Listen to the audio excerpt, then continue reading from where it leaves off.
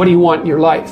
It's a very hard question to answer. You're going to have to put some effort into your life. Set up some aims for yourself, goals that you actually value. You need to be motivated to do that. If you're extroverted, you want friends. If you're agreeable, you want an intimate relationship. If you're disagreeable, you want to win competitions. If you're open, you want to engage in creative activity. If you're high neuroticism, you want security. So now you've got your thing to aim at. Think, well, I'm motivated because I got my thing to aim at. Yeah. It's like you're not as motivated as you could be because you don't yet have your thing to run away from. Because if you really want to be motivated, you want to be going somewhere and you want to be not going somewhere else. You got to aim at something, otherwise your life is meaningless. Well, what should you aim at? Well, pick something. Aim at it. As you move toward it, you'll get wiser. Then maybe your aim will change. That's okay, but at least it'll change in an informed way. Discipline yourself in one dimension. See what happens. In some sense, life is a game. The analogy is that in life, like in sports, you're setting forth an aim and then arranging your perceptions and your actions in pursuit of that. And that you also generally do it while cooperating and competing with other people. So that's also the game-like element as well. Okay, so once you get your goal structure set up, you think, okay, if I could have this life, looks like that might be worth living, despite the fact that it's going to be anxiety-provoking and threatening, and there's going to be some suffering and loss involved and all of that. The goal is to have a vision for your life such that, all things considered, that justifies your effort. Put yourself in the right frame of mind. Treat yourself like you're someone responsible for helping.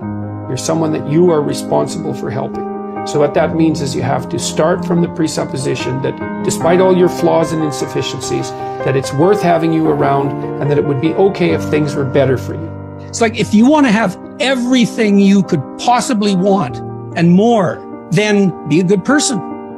The better a person you are, the more likely that is to happen. That doesn't mean that you're completely protected against getting cut off at the knees, but there's no better strategy. Then what do you do? Well, then you turn down to the micro routines. It's like, okay, well, this is what I'm aiming for.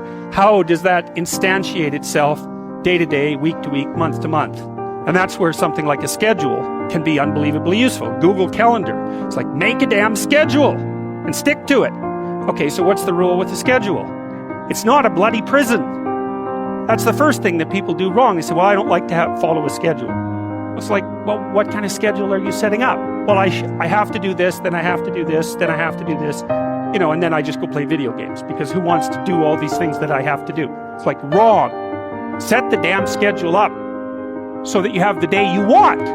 That's the trick. It's like, okay, I've got tomorrow. If I was going to set it up so it was the best possible day I could have, practically speaking, what would it look like? Well, then you schedule that. And obviously there's a bit of responsibility that's going to go along with that, because if you have any sense, one of the things that you're going to insist upon is that at the end of the day, you're not in worse shape than you were than at the beginning of the day, right? Because that's a stupid day.